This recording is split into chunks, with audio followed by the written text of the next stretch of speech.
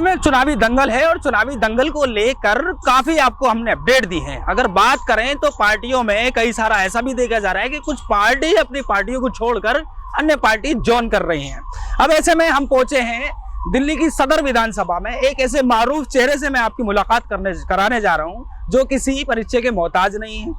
अपनी जिंदगी के अंदर एक ऐसे फील्ड में भी कई साल दिए हैं जिसे आप डॉक्टर भी कह सकते हैं। बात करेंगे, समझेंगे मनीष कुमार सर से कि किन मुद्दों को लेकर चुनावी रण में हैं। Sir, thank you so much, आपने अपना कीमती समय दिया। कैसे हैं आप?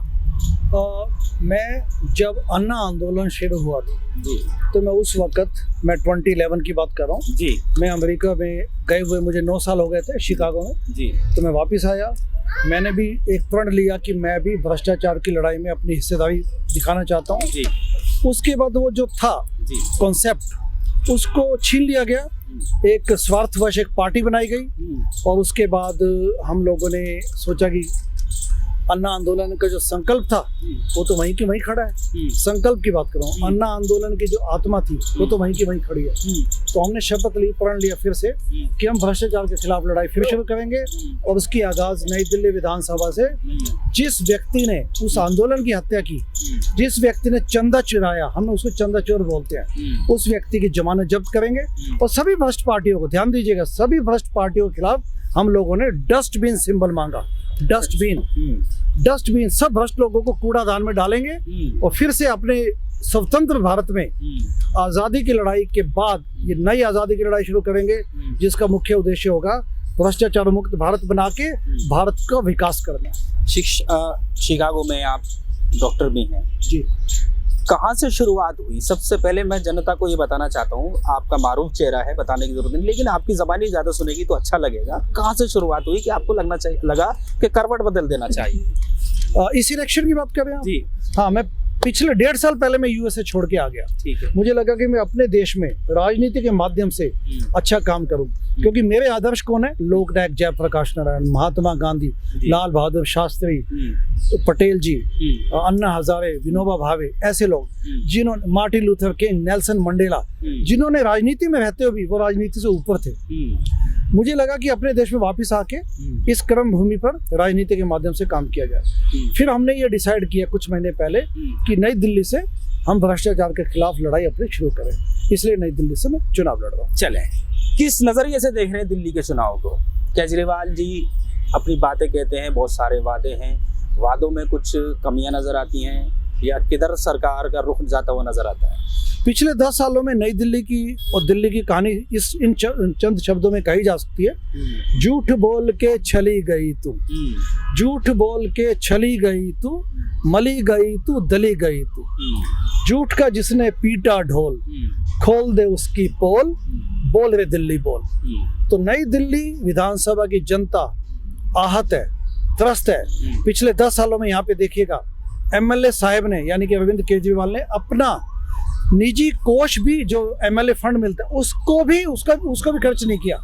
इतनी लापरवाही, बेपरवाही और एक भ्रष्टाचार उनमें कूट के भरा। डीएनए उनका म्यूटेट हो चुका है, म्यूटेशन बोलते हैं जिसे। उसके अलावा यहाँ पे एनडीएमसी में सफाई कर्मचारियों की हालत सुनिए आप, बच्चों की हालत सुनिए, स्कूलों की, अस्पतालों की हालत सुनिए।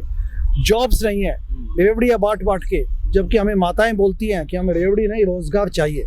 तो इन शब्दों में आप समझ सकते हैं, पूरी दिल्ली की बात करें तो पूरी दिल्ली के साथ धोखा हुआ है। पिछले 10 सालों में गवर्नेंस फेलियर मैसिव लेवल पे हुआ है। और उधर एनडीएमसी की हालत को आप देखें और एमसीडी की हालत को देखें तो इसके लिए न केवल आम आदमी पार्टी, बीजेपी भी उतनी जिम्मेदार है, क्योंकि एमसीडी पहले सेंट्रल गवर्नमेंट के पास, वहां पे उनकी सत्ता थी बीजेपी की। और अब ये इन्होंने उस लिमिट को भी क्रॉस कर दिया सब पॉलिटिशियंस ने।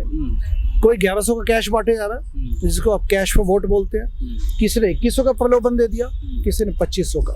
यहाँ भी नहीं रुके ये लोग। इन्होंने क्या किया, एक एक व्यक्ति पे ये लोग अपने गल्ले खोल के बैठे। अमूनन 5 से 6 हजार रुपए खर्च कर चुके हैं पर कैंडिडेट ये लोग।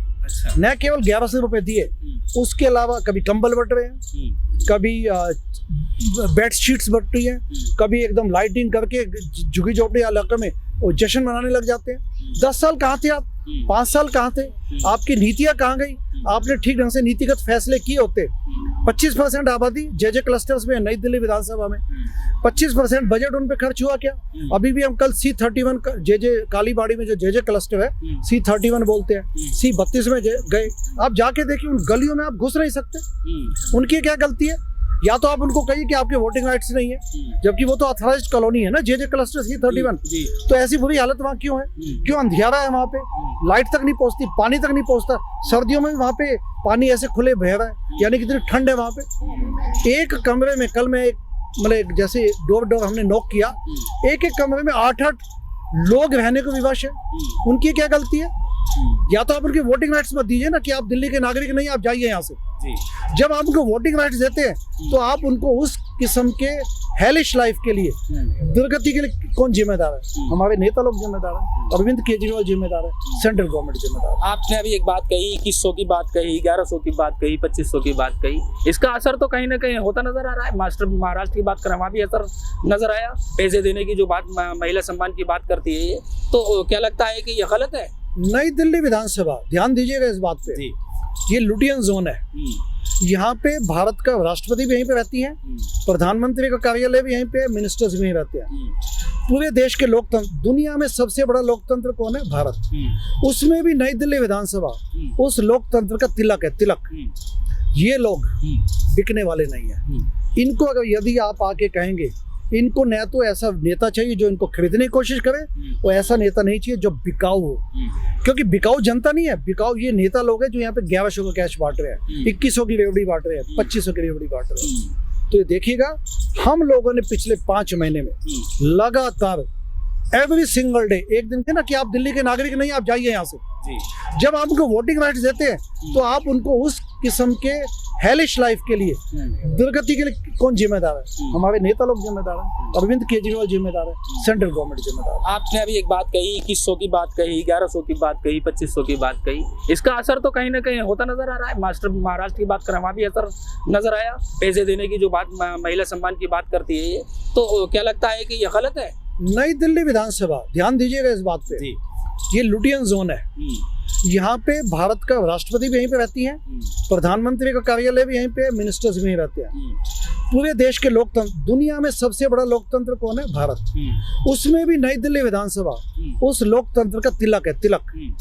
ये लोग बिकने वाले नहीं है। इनको अगर यदि आप आके कहेंगे, इनको न तो ऐसा नेता चाहिए जो इनको खरीदने की कोशिश करे, और ऐसा नेता नहीं चाहिए जो बिकाऊ हो, क्योंकि बिकाऊ जनता नहीं है, बिकाऊ ये नेता लोग हैं जो यहाँ पे 1100 का कैश बांट रहे हैं, 2100 की रेवड़ी बांट रहे हैं, 2500 की रेवड़ी बांट रहे हैं। तो ये देखिएगा, हम लोगों ने पिछले 5 महीने में लगातार एवरी सिंगल डे, एक दिन की छुट्टी नहीं ली हमने, लगातार 7 दिन हफ्ते में जनता से कनेक्ट किया, डोर टू डोर कैंपेनिंग किया। हमने हवाबाजी नहीं की, बड़ी बड़ी रैलीज निकाल दी या ऐसी बस सभाएं आयोजित कर दी, कागज पैम्फलेट्स बांट दिए, वहाँ पे फैला दिए, नहीं। 1 to 1 सिंगल एक पर्सन के पास जाके हमने कनेक्ट किया एंड उनको कन्विंस किया, और वो समझते हैं कि एक बच्चों का डॉक्टर जो अमेरिका के बाद 22 सालों के बाद वापस आ सकता है, तो कुछ तो तड़प होगी देश बदलने की, कुछ तो तड़प होगी अपने देश के लिए काम करने की। और ये हमारी लाइन है। हमने कहा जहाँ स्वामी विवेकानंद 1893 में गए थे, उस कर्म भूमि से मैं वापिस आया हूँ, वो प्रेरणा, इंस्पिरेशन लेके मैं वापिस आया। क्या लगता है कैसे दिल्ली का सुधार हो? अगर आपकी निगाहों में, आपके विजन से अगर बात करूं मैं, आप कह रहे हैं कि दिल्ली के अंदर जो एक तरीके से भ्रष्टाचार है, और अभी इनके अरविंद केजरीवाल की भी आपने बात की, किस नजरिए से देखते हैं कैसे दिल्ली का सुधार होना चाहिए? आपका विजन क्या कहता है? अपने लोकतंत्र की जो सबसे बड़ी खामी है वो ये है कि जवाबदेही, जिम्मेदारी और जवाबदेही, ये यहाँ पे इसकी किसी को परवाह नहीं।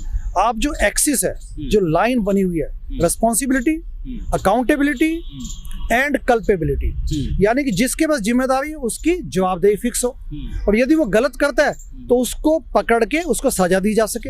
इस एक्सिस को आप स्ट्रॉन्ग कर दीजिए, यानी कि सिस्टम को अकाउंटेबल बनाइए। अमेरिका या जो विकसित देश है उसमें यह कि भ्रष्टाचार जिसने किया, एक बार पकड़ में आ गया तो उसके बाद इतनी जल्दी सब आगे स्टेप्स लिए जाते हैं कि समझ आ जाता है कि यदि मैं भ्रष्टाचार करूंगा तो मेरे 7 पीढ़ियों तक ये बात गूंजेगी कि मेरे उस व्यक्ति ने भ्रष्टाचार किया था। यहाँ पे 7 पीढ़ियों में पैसा बनाने आते हैं, तो इस चीज को फिक्स कर दीजिए, जुडिशरी को स्ट्रॉन्ग कीजिए एंड अपने देश में इलेक्टोरल रिफॉर्म्स को चुनावी सुधार वेंकटचलैया कमीशन की रिपोर्ट 1998 से 26 साल हो चुके हैं, धूल खाक रही है। इलेक्टोरल रिफॉर्म्स ले आइए, पॉलिटिकल फंडिंग क्लीन कर दीजिए और ऐसे देशभक्त नेताओं की लोगों की कतार बन जाएगी जो पॉलिटिक्स में जाके देश की सेवा करना चाहेंगे। और मैं सिर्फ आइडियलिज्म की बात नहीं कर रहा, मैं कोई आदर्शवादिता की बात नहीं कर रहा। अपने देश में श्रद्धा और देशभक्ति की कोई कमी नहीं है, लेकिन ऐसे कूड़ा करकट वाले गंदे भ्रष्ट नेताओं को देख के लोगों का मन उखड़ जाता है। और हम इस सिस्टम को बदलना चाहते हैं। हम सत्ता परिवर्तन के लिए नहीं आए, व्यवस्था परिवर्तन के लिए आए। अन्ना आंदोलन का संकल्प 14 साल से वनवास में खड़ा है। इस बार जनता उसको उस वनवास से निकालेगी और नई मुक्ति का रास्ता खड़ा। एक जमाना था जब आप एक अहम हिस्सा रहे आम आदमी पार्टी का, आपका क्या पद रहा था वहाँ पर? मैंने आम आदमी पार्टी में अनेकों भूमिकाओं में काम किया। रीता बहन खड़ी है, ये भी आम आदमी पार्टी में काम कर चुकी हैं। अन्ना आंदोलन के सिपाही हम में से काफी लोग जी। अब बात ये आती है, राम सिन्हा जी सोशल जस्टिस की लड़ाई लड़ रहे हैं जी।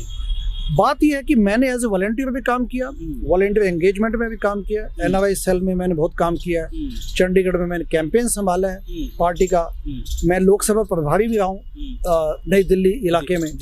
कुल मिला के मैंने वेरियस कैपेसिटीज में काम किया एंड NRI जो तालमेल था, फंडिंग में मैंने बहुत बड़ा अहम भूमिका निभाई।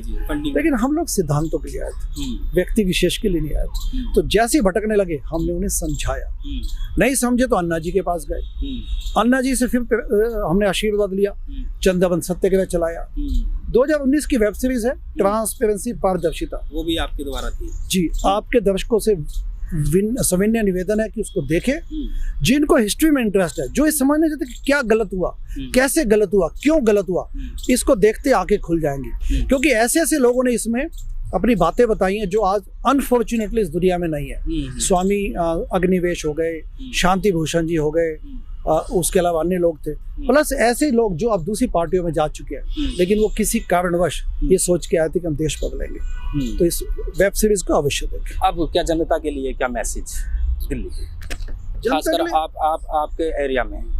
जनता के लिए मैसेज बड़ा स्पष्ट है, उनसे निवेदन है, माताओं बहनों से भाइयों से निवेदन है कि इस बार बच्चों के डॉक्टर को वोट दें, कूड़ादान पे निशान लगाएं और इस बार सब भ्रष्टाचारियों को कूड़ादान में डालें और एक नई राजनीति का शुरुआत करेंगे। बटन दबाओ तान के कूड़ादान के निशान पे। अच्छा, कूड़ादान तो खुला हुआ है, अगर उछल कूद करके बाहर निकल गए कैसे करेंगे? जो सिंबल है वो है कूड़ादान, उसका ढक्कन खुला हुआ है, ढक्कन वाला है, ग्रेश कलर का है, वो ब्लैकिश कलर का। सही है, सहयोगी दिखाते हैं एक बार। हाँ एग्जैक्टली, ये देखिए इस कूड़ादान की बात चल रही है, इस कूड़ादान की इसकी बात चल रही है। ये कूड़ादान का ढक्कन इसलिए खुला हुआ है, इलेक्शन कमीशन से हमने रिक्वेस्ट किया कि आप प्लीज कूड़ादान हमें दीजिए। सिंबल 12वें नंबर पे EVM है, 12th नंबर पे है। इस कूड़ादान को इसलिए खुला रखा गया, भ्रष्टाचारियों को इसमें डालना है। फिर इसके बाद इसको लॉक लगाएंगे, सील करके भारत भूखंड में नहीं फैलाएंगे इसको, क्योंकि इन भ्रष्टाचारियों को इस धरती पे कोई जगह नहीं होनी चाहिए। जैसे ओसामा बिन लादेन की फेट हुई थी समुद्र में, उसकी अंतिम क्रिया की गई थी, ऐसे ही उन भ्रष्टाचारियों को समुद्र में, भारतीय जो अपना हिंद महासागर है उसमें जाके, वेस्ट बंगाल से नीचे जाके वहाँ पे इनकी क्रियाक्रम किया जाएगा। किसी को पता भी नहीं चलेगा कि भ्रष्टाचारी गए कहाँ। चले, उम्मीद करते हैं कि अपना देश जो है भ्रष्टाचार से बाहर हो जाए। महिलाएं खड़ी हैं, इनसे जरा 2-4 बातें करनी मेरी जरूरी है। क्या नाम है? मैं डॉक्टर साहब, क्या नाम है?